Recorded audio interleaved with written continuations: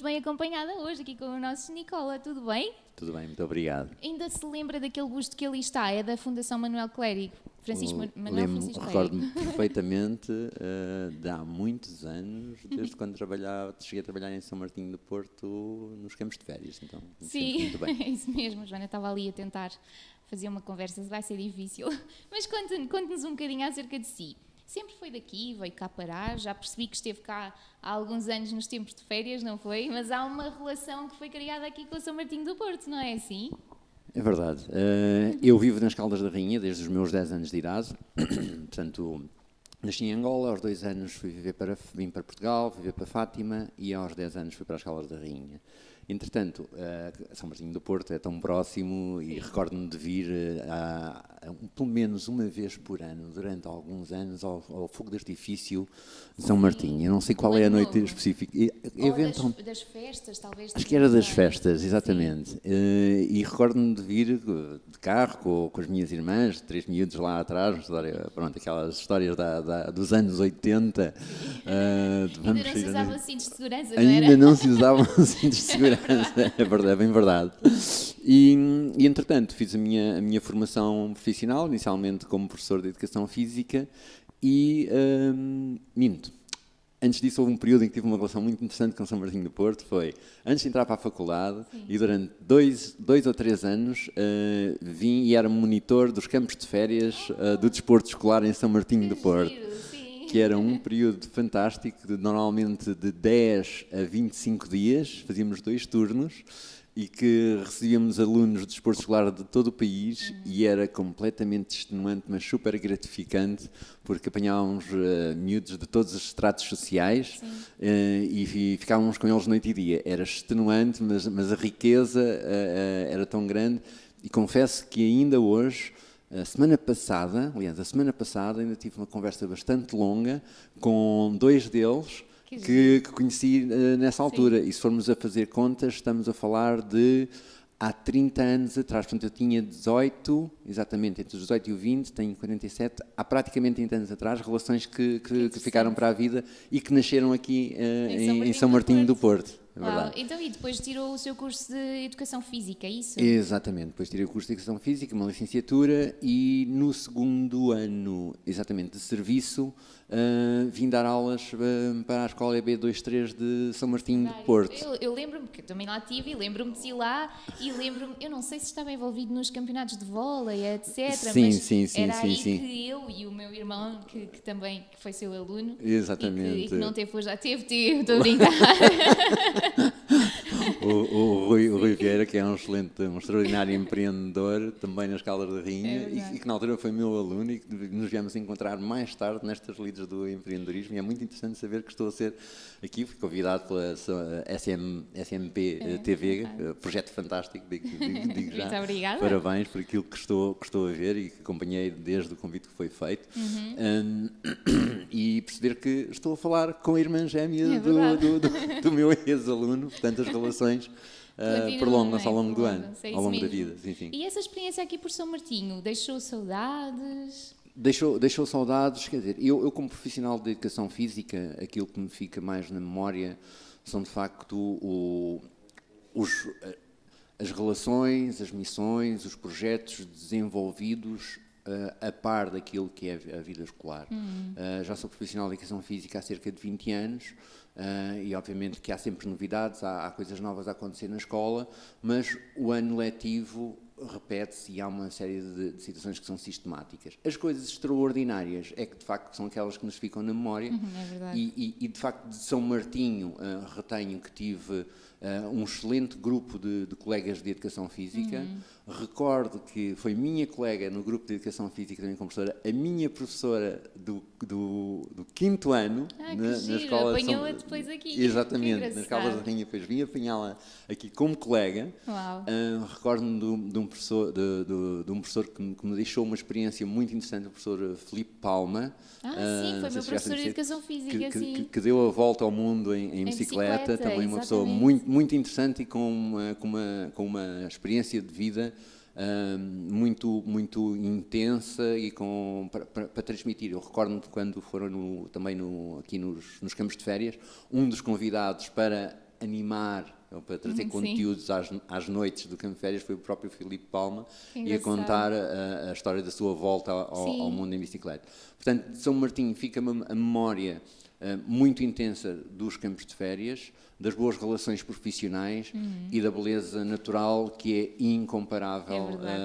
Nem sei se existirá mais algum no mundo com uma baía tão perfeita como a de São Martinho do Porto. É mesmo um espaço muito bonito. Mas vem-nos cá também contar sobre o seu projeto ali nas Caldas da Rainha, que é o Contentor dos Silos, é isso? É assim que se chama? Silos Contentor Criativo. Isso, Silos Contentor Criativo, é isso mesmo. Então como é que surgiu primeiro essa ideia de criar alguma coisa que pudesse proporcionar à cidade todos os espaços, porque tem vários espaços no Contentor Criativo, não é? Sim. A história começa há muitos anos atrás. Ainda estava a dar aulas aqui.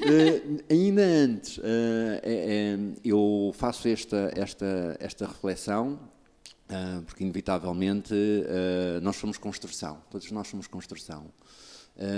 E eu iniciei uma carreira na área de educação física e eu dei aulas de educação física durante alguns anos, cerca de 13 anos, não, 10 anos, até começar o projeto dos Silos Contentor Criativo. Mas como lá cheguei foi uma resposta basicamente a algo que eu tinha dentro de mim e que vinha descobrir por acaso. Os meus pais são professores, agora reformados, de trabalhos manuais. E, portanto, a questão de desde miúdo, estar presente com eles, ir assistir às turmas, às aulas deles, experimentar os materiais, porque na altura havia uma relação muito mais descomprometida dentro da escola. Sim, e os meus pais às vezes podiam me levar, ou quando não tinha aulas, eu ia assistir às aulas deles e acabava por conhecer os alunos deles, que viriam muitos deles a ser meus amigos. Mas aquela relação daquele espaço, daqueles cheios, daquela matéria, ficou sempre dentro de mim. Entretanto, fiz uma carreira em educação física e a determinada altura estive a viver fora de Caldas da Rainha, mas tive que regressar por questões familiares. E a Escola Superior de Artes e Design ia abrir um curso que era Design de Ambientes. Sim. Eu queria fazer arquitetura, tinha algo que me chamava, algo nos espaços comerciais, algo nas cidades, algo na hotelaria, algo na estética, que eu ainda não tinha feito uma reflexão profunda sobre qual é que seria a origem. Sim. E obviamente que era uma origem familiar, não era? Uma origem de muito tenra idade. E a Escola de Artes e Design, quando eu regresso às Caldas, ia abrir o curso de Design de Ambientes.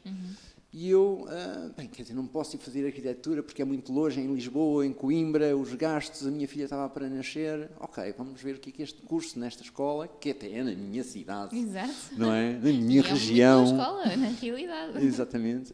Tem para dar. E as valências eram muito próximas da arquitetura, era a relação do homem com o espaço, eram espaços comerciais, era hotelaria, era cenografia, era cinema, era teatro, era televisão, a relação do homem com o espaço. E eu vim a apaixonar-me pela escala da cidade, a relação do homem com a cidade. E como é que o espaço se constrói e como é que nós interagimos com o espaço e o que é que nós bebemos do espaço e o que é que isso altera no nosso comportamento. O espaço também é construção. Claro. Entretanto, candidatei, já raposa velha, já com 30 anos de idade, e entrei. E há um professor que nos dá, de facto, um briefing que era fazemos uma proposta para intervir numa estrutura industrial. Sim. Há tantas estruturas industriais sem uso nas cidades, Sim. cidades média, de grande dimensão, até as pequenas, porque de facto muitas das cidades cresciam à volta de estruturas industriais que eram, vou utilizar aqui o termo, mas sem malícia, plantadas em determinados territórios. Sim. E depois, porque de facto, ou porque o terreno era mais barato, há uma série de teorias, não é? Claro, exatamente, ou porque o industrial tinha aquele terreno à disposição, ou porque estrategicamente, até em termos políticos e sociais, claro, era importante colocar ali uma unidade industrial para desenvolver aquela região. E então havia essa estrutura que era a antiga moagem Serres e que fica mesmo no centro das Caldas da Rainha. E essa parte é muito interessante, não é? É curioso perceber, primeiro, o porquê daquela estrutura ter sido implantada ali, tão próxima do centro das Caldas da Rainha. Para já percebermos que a cidade em 50 anos cresceu e que naturalmente aquilo que era uma área limítrofe foi absorvida, deixou de ser. E paredes meias, ou seja, encostada à linha de comboio, porque faz todo sentido, era uma moagem de cereais, os cereais tinham que chegar e a farinha tinha que partir. Exatamente. E não era só através da rodovia, mas também da ferrovia. Sim, claro que sim. Portanto, houve um motivo para ela surgir ali.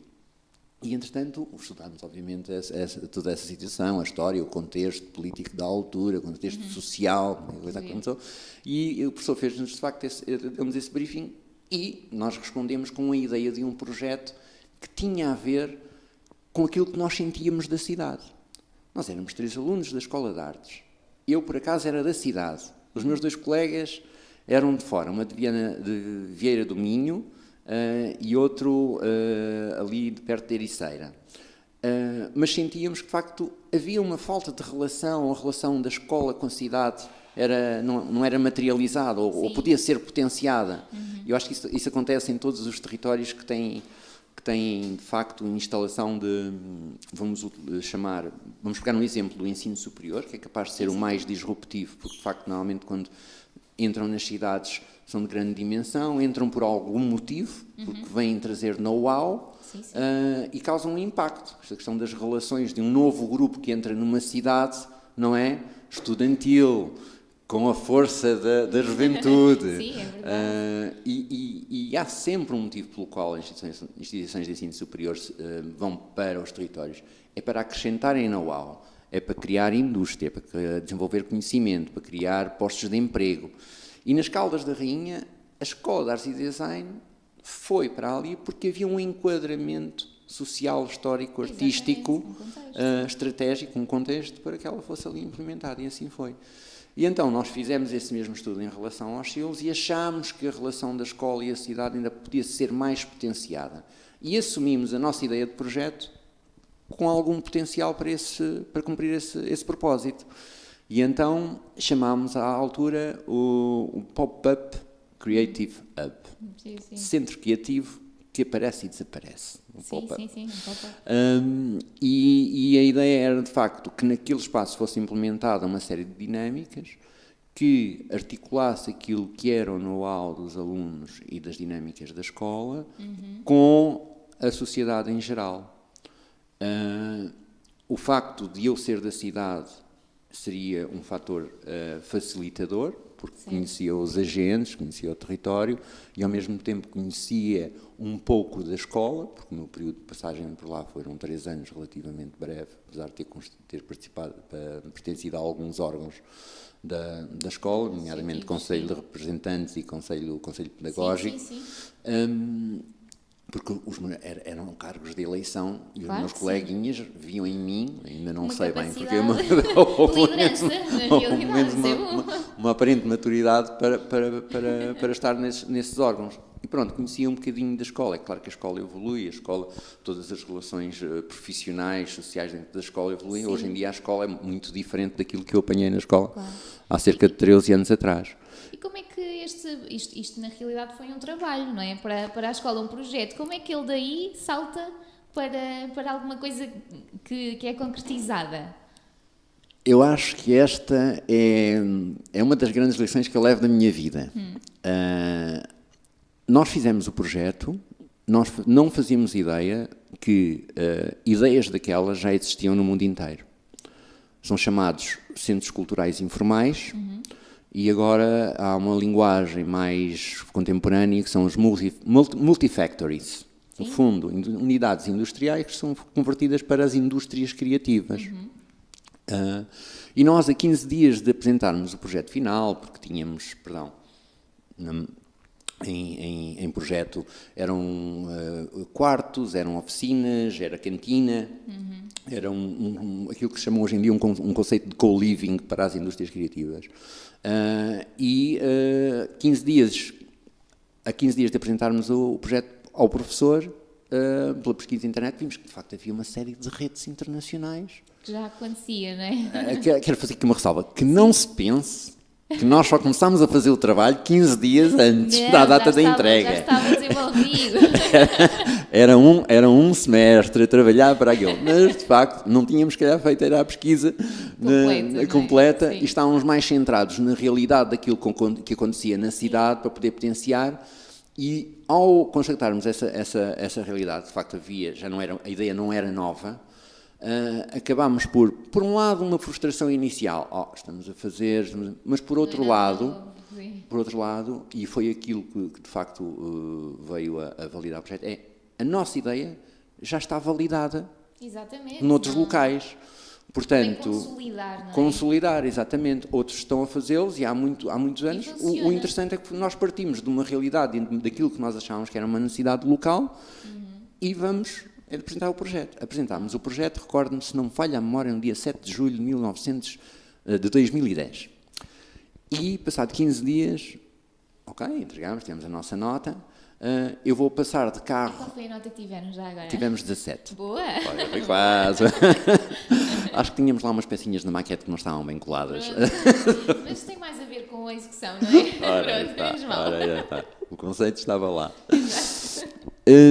E eu ia a passar de carro e olhei outra vez para aquele edifício monumental, aquela massa de betão, e disse assim, pensei para mim, bem, se nós já fizemos o estudo, se nós fizemos investigação, será que é possível, de alguma maneira? E eu volto um bocado atrás na nossa conversa, quando eu disse que era uma das grandes lições que eu tiraria da minha vida. Sim. Às vezes é preciso dar o salto. E às vezes é preciso ir. Sim. E isso vem da atividade desportiva. Isso, a capacidade, aquilo que nós na área desportiva chamamos de capacidade volitiva, que tem a ver com a vontade que tu queres de atingir determinado objetivo e que muitas vezes tens que te deixar ir, porque só o processo é que te leva a um fim, a atingir um objetivo.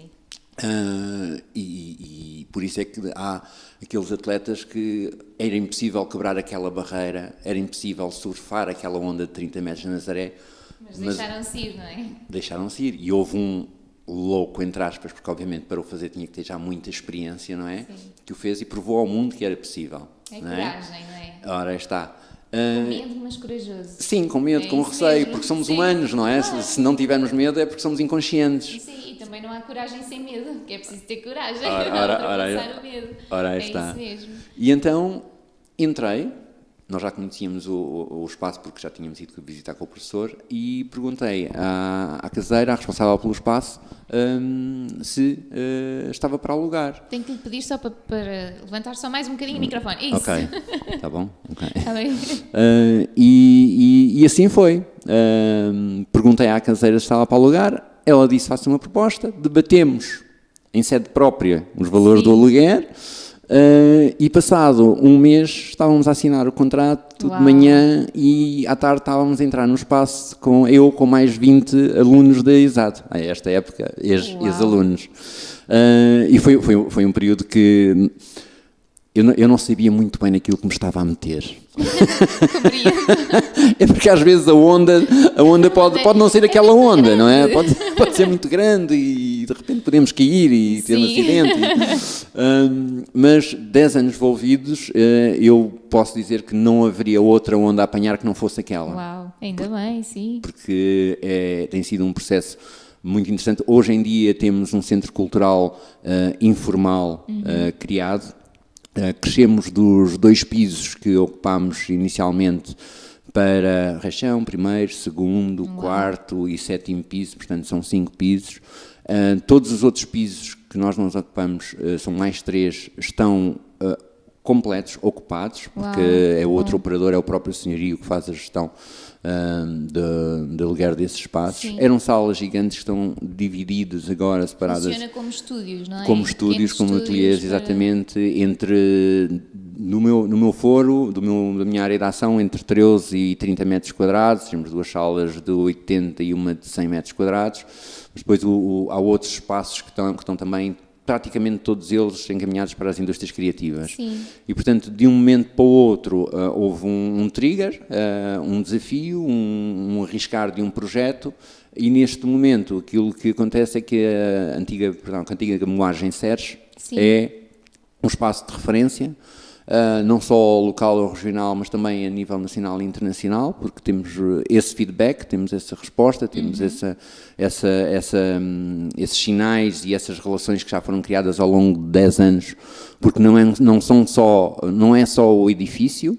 O importante são as relações que se criam entre as pessoas, as relações profissionais, os postos de trabalho criados, as empresas criadas, as relações institucionais, quer sejam elas com instituições públicas, privadas, das mais diversas naturezas. Portanto, tem sido uma viagem que nos leva desde a produção musical, que vamos falar se calhar do rock, do hip-hop, à música clássica, ao cavaquinho, ao cinema, ao teatro, à televisão, à arquitetura, ao design, nas suas várias vertentes, produto, até à relação com a comunidade, quando nós levamos este know-how e estas atividades e o desenvolvimento de projetos que ali se passam para a comunidade, quando começam a ter reflexo nas montras das lojas, isso mesmo. Sim. No dia-a-dia das pessoas que se dão conta e tropeçam no mercado criativo, nas instituições com as quais trabalhamos e que às vezes apoiamos e pelas quais também somos apoiados,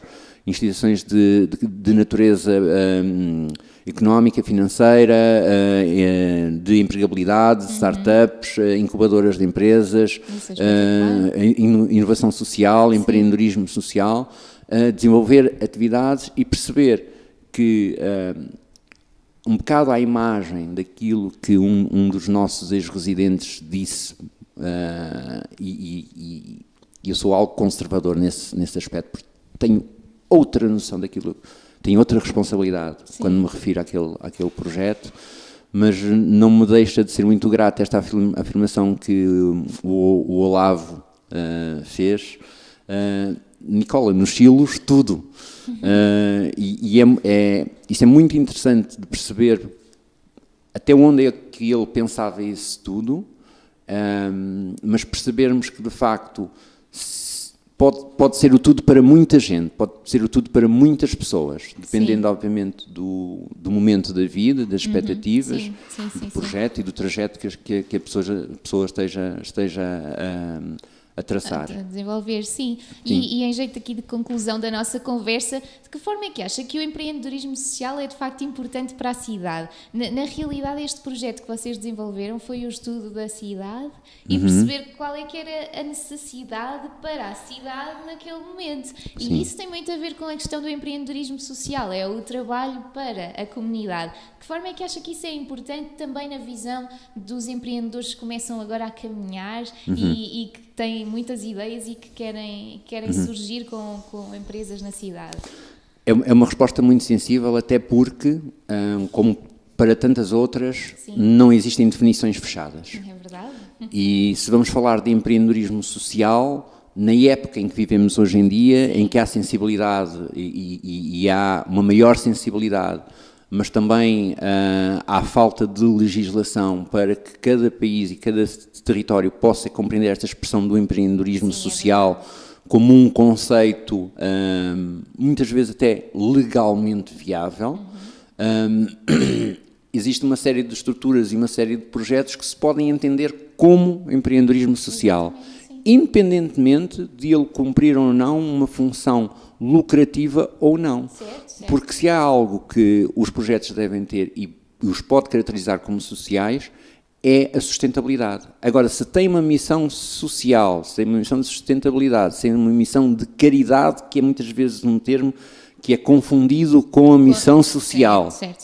São coisas completamente diferentes. O social é de facto diferente de uma ação social na cidade. Não tem nada a ver. Quando nós criamos relações entre as pessoas, entre grupos de pessoas, e quando algumas delas reconhecem em nós o valor para quererem pertencer e sentirem que pertencem a algo que pode de facto refletir-se nos outros, eu se calhar aí já assumo todo o nosso projeto como um projeto de muito forte cariz do ponto de vista do empreendedorismo social. Exatamente, é isso mesmo. Nicola, muito obrigada pela disponibilidade e por estar cá connosco e pronto, e pode ser que nos voltemos a encontrar por aqui, não é? Tenho a certeza que sim. Agradeço o convite e dou os parabéns à SMP-TV, porque de facto trabalhar com voluntários e fazer um trabalho de qualidade com aquilo que eu estou a ver aqui e que certamente vai crescer, não é para qualquer um. Parabéns, São Martinho do Porto. Obrigada, muito obrigada.